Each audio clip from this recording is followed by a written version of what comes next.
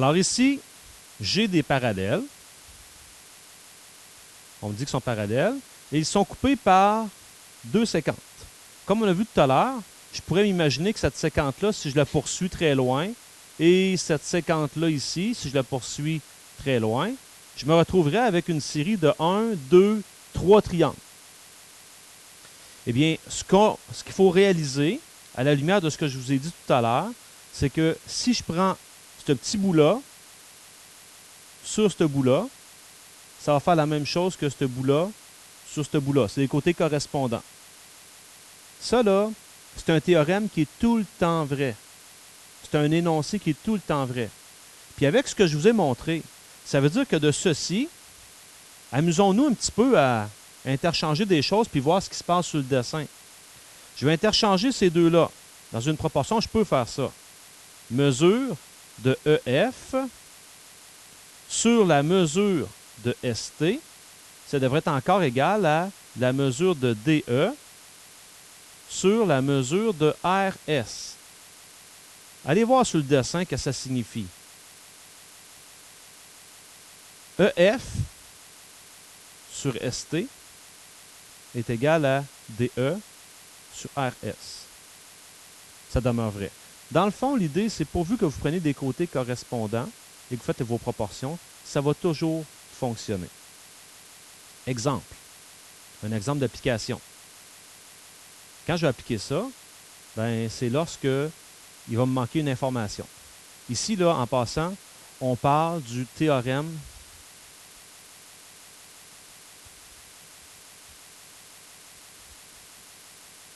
de Thalès. Thalès, c'est un mathématicien qui, avec plusieurs expérimentations, il en est arrivé à faire cette affirmation-là. Si je veux l'utiliser dans l'exemple qui est ici, bien sûr, on n'a pas le choix. Il faut absolument qu'on te mentionne que tu as une série de parallèles. Si tu as une série de parallèles, tu as le droit de dire que, automatiquement, quand je regarde ça ici, je pourrais dire que AC sur CE est égal à BD sur DF. Remplaçons. On va voir ce qui se passe. Quand je remplace, ça fait 2 sur 5, pardon, sur 3, égale 4 sur DF.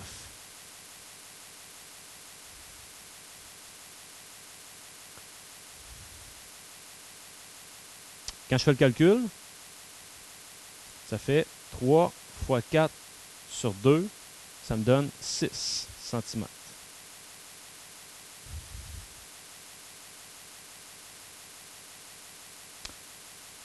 Puis c'est réglé. Je suis convaincu que c'est 6. Là, je vais vous le montrer d'une autre manière. Puisqu'il y a différentes proportions qu'on peut faire, imaginons qu'au lieu de faire lui sur lui égale lui sur lui, j'avais fait lui sur lui égale lui sur lui. AC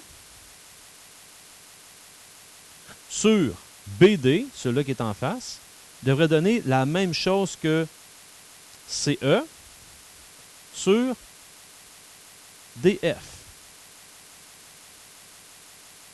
Si je remplace 2 sur 4 égale 3 sur DF. Dans un cas comme ça, DF égale, je dois faire 4 fois 3 sur 2, ça me donne encore 6 cm. Donc c'est bien, peu importe comment je le fais. Je vais pousser ma loc encore un peu plus loin. Regardez bien ça. Je garde le dessin à portée de vue. On va essayer de voir si vous comprenez bien ce que je vais tenter de faire. L'idée, c'est de comparer des côtés correspondants.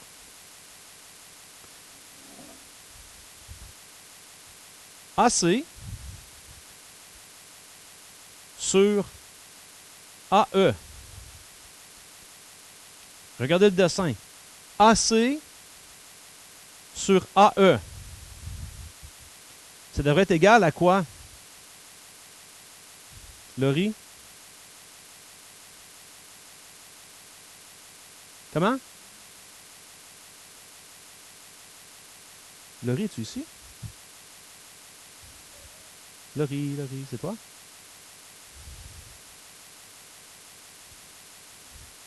Non, non, non, non, non. AC sur AE devrait être égal à quel autre rapport? BD sur BF. Merci. Regardez là. J'ai dit AC sur AE. Ça devrait être égal à, de l'autre côté, l'équivalent, c'est BD sur BF. Je peux aussi faire ça. Ben, on va le voir si ça fonctionne. Je devrais arriver encore à 6. AC 2 sur AE 5. C'est égal à 4 sur BF. Donc ici, BF, c'est 5 fois 4 sur 2. 5 fois 4, 20. Divisé par 2, ça fait 10 cm. Là, vous allez me dire, ouais, mais c'est pas 6. Mais qu'est-ce que j'ai trouvé? J'ai trouvé de B jusqu'à F. Ça, je sais que ça vaut 10. Bien, si ce bout-là vaut 4, je pourrais déduire que lui vaut 6. Donc, ça se tient. Je peux faire plein de proportions différentes. OK? Ça se pourrait même, à la limite, si j'avais des mesures ici, sur ces, comme sur les bases de mes triangles, je pourrais également faire des proportions.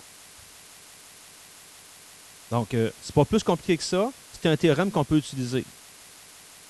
Il vient de où? Il vient du fait que des séquentes coupées par des droites parallèles sont partagées en segments de longueur proportionnelle. Énoncé aussi important que des triangles semblables forment des mesures de côté proportionnelles. C'est aussi important.